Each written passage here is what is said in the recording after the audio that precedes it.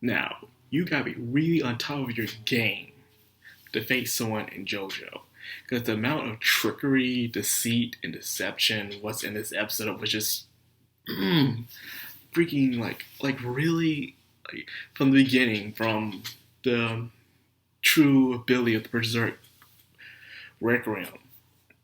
The fact that not only it switches souls, but now it also is able to create other creatures. So this is pretty much the effects of Requiem when it's going berserk. If it was under control, it'd probably be more Pacific. But we're just seeing the berserk state of Requiem.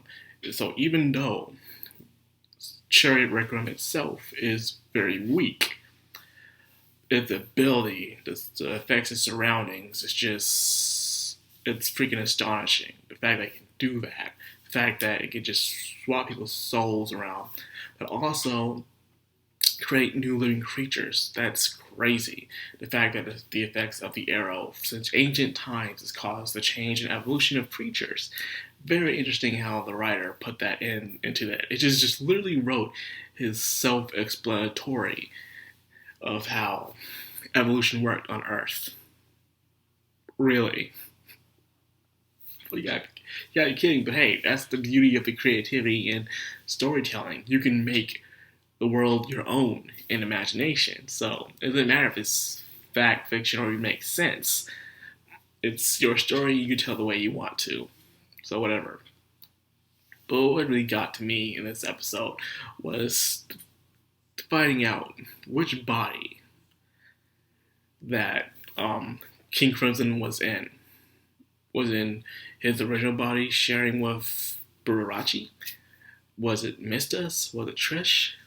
We all thought it was Mista, which was inside Trish's body. Nope, it was actually it was in Trish who was inside Mista's body the entire time. So not only will you have your own stand within you when your soul's with you, because your stand's part of your soul, but it was also able. It made sense since their souls are connected through the bloodline that King Crimson's soul will be within. But it still confuses me in a way how Diablo was able to get inside to become King Crimson himself. Or it could be a theory that I've seen before that Diablo himself was always King Crimson. King Crimson since the day he was born. King Crimson, in a way, named himself that, and he was just parts. So it could be the fact that the original body belongs to Doppio, but King Crimson became such a strong, overwhelming personality that he even gave himself his own human name. And that could be possible, in a way. I remember hearing this theory a while back, like years ago. It's a possibility.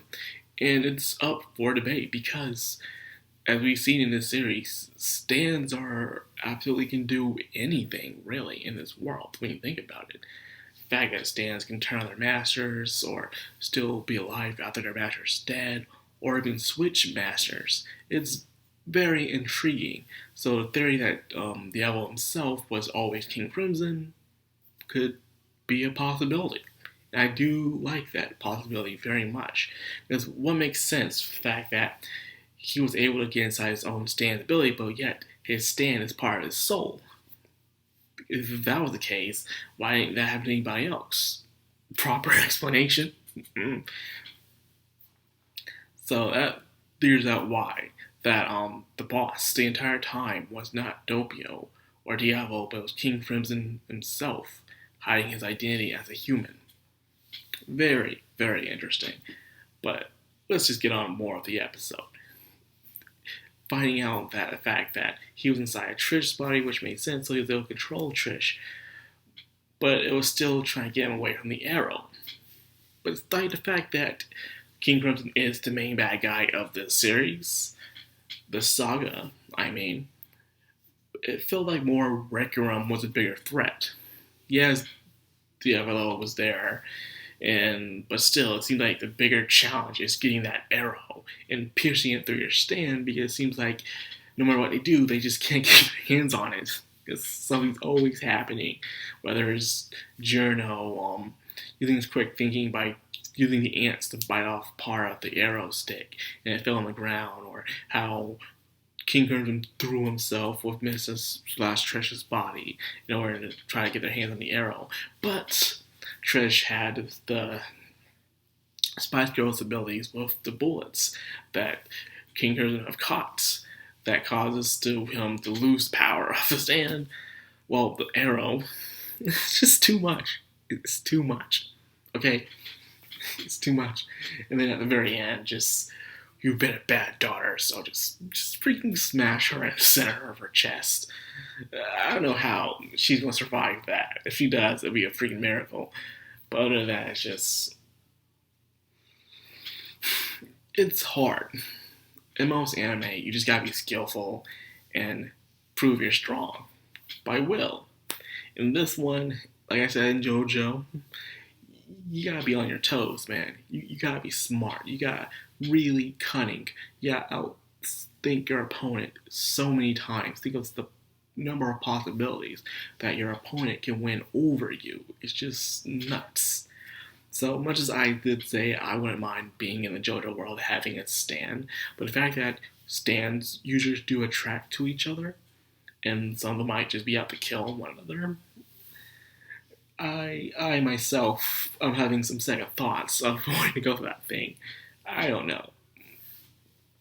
Anyways, the entire episode was just had me on my seat of wondering who was King Crimson inside of, and especially the theory that I heard years ago about the boss being King Crimson himself is still up for debate. So that's the one thing that really spiked me up for this episode. Like, I was curious, obviously, that a stand can control over its owner's body and pretty much gain its own identity, which causes Doppio to have a serious identity crisis, where Doppio's on the ground in Burachi's body, still thinking like they're gonna win this no matter what, and he feels lonely without the boss. He's always, the boss is always there inside of him, always telling him what to do since he was young.